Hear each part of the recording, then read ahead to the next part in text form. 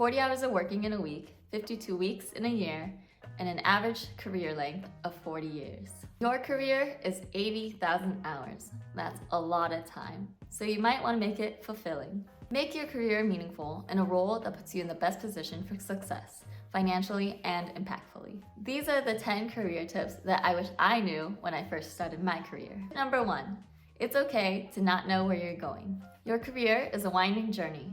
For those of you who have watched my other videos, you'll know that I started off college as a math major, education minor, because I was an aspiring math teacher. Fast forward many years later, and here I am as a senior data analyst at a mental health tech company, and I'm pretty happy with this role. Sure, there's a lot of commonality between a math major and the statistics that I do in my current role, but if you had told me that I would be a data analyst years ago, I would have said, really? In between, there were many times where I had no idea what I wanted to do with my life.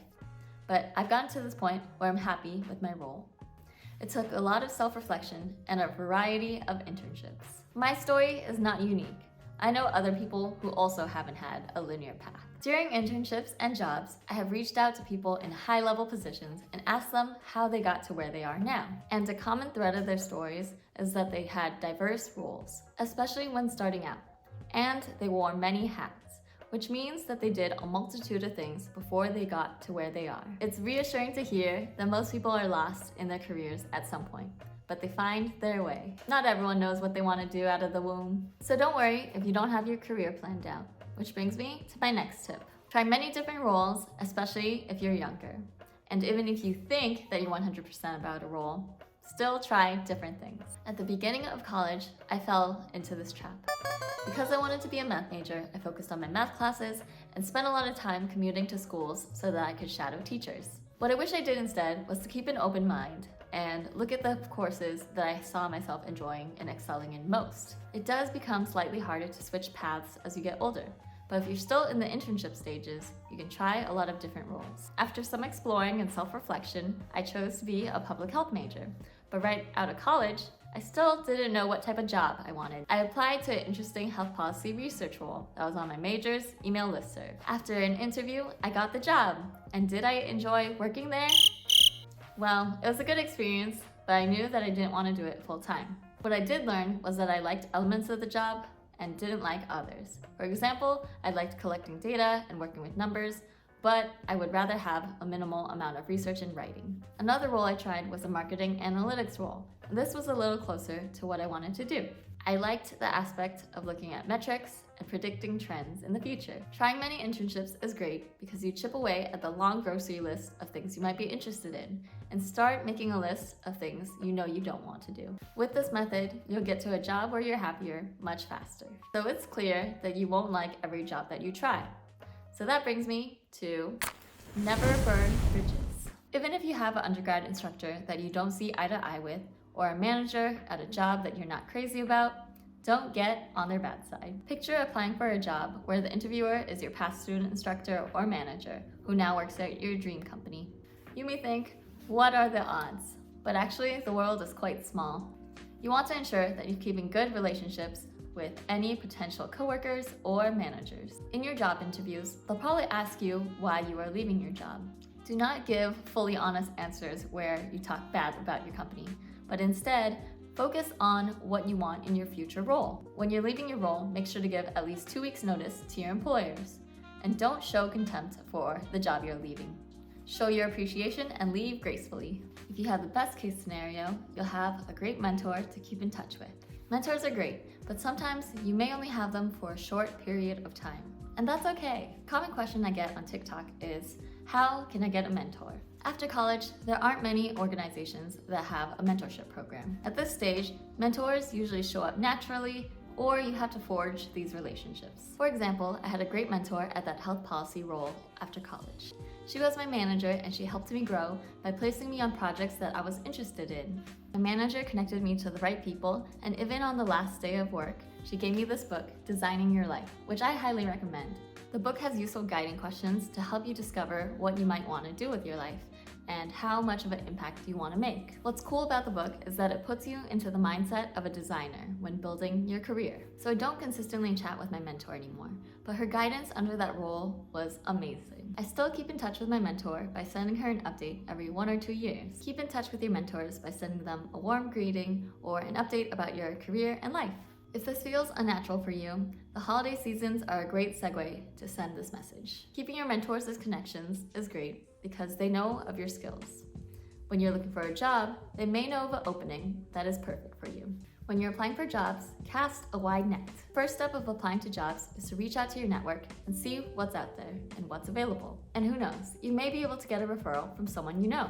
However, if you've already tried this step, you may need to apply to hundreds and hundreds of jobs. You do need to narrow down your search for the type of roles that you're interested in, and make sure to update your resume and cover letter to tailor it to each.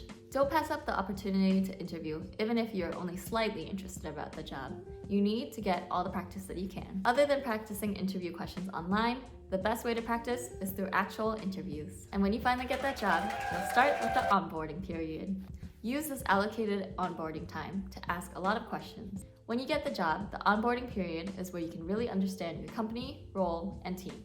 Be sure to understand the dynamics of your team, because not every team is receptive to asking a lot of questions. Most teams should be encouraging about asking questions because it facilitates growth and teamwork. Ask for specific feedback of your work from your manager, and they'll give you a pulse check of your work, what you need to improve, and what you are doing well. It may feel uncomfortable or evoke nervous feelings, but seeking critiques early on can shape how you learn and how you achieve in your job. To get the hang of your job, try to work on projects that you're passionate about. There will always be work that is necessary and that you have to do in your role. But there are also opportunities that you can forge for yourself where you work on projects that you're interested in and also bring company value. Seek out these opportunities and be proactive in accelerating your career. This is especially for if you have a great manager or team that allows you to have some freedom in choosing your next project. For example, during a check-in with my manager, we discussed the types of projects I wanted to see more of. You will not always have this liberty to choose your own projects, but when the opportunity arises, you'll be ready with ideas to better your career. If you don't know what else you're interested in other than your job, one step you can take is to continue networking. It's crucial to continue networking with people and understand what they're doing at their companies. I know, even on top of working a full-time job, you also have to network. It's a handy skill to continue to build, especially because the job market is so volatile. One of the best ways to network is to connect or message people on LinkedIn who have the role title that you've been vying for. If they're available for a coffee chat in the next few weeks, take that opportunity to chat with them. Ask them how they got to where they are and what they do in their day-to-day role. One of the weaknesses in your career is when you get complacent and too comfortable in your job. Challenge yourself, network, and see what's out there. Who knows? You might want to pivot your career. That brings me to, it's okay to pivot your career. Sometimes you realize that what you're doing is not for you. Maybe it's the non-existent work-life balance, or maybe you just got too good at your job that's become humdrum and monotonous. Take some time for some self-reflection. Have you ever heard of Ikigai? It's a Japanese concept to find the meaning of your life, with the 4 pillars of what you love, what you're good at, what the world needs, and what you can be paid for. Take some time to make a list in each category and discover what's your next career goal. Changing your career is a huge investment of your time and effort.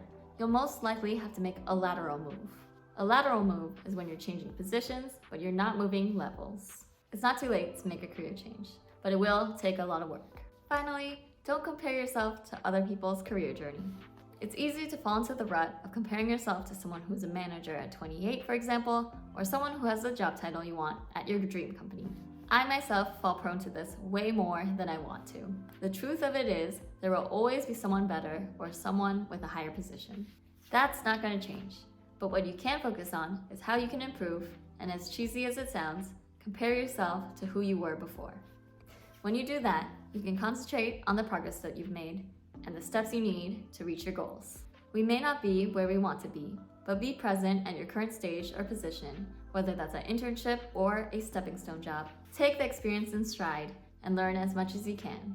Who knows where we will go next?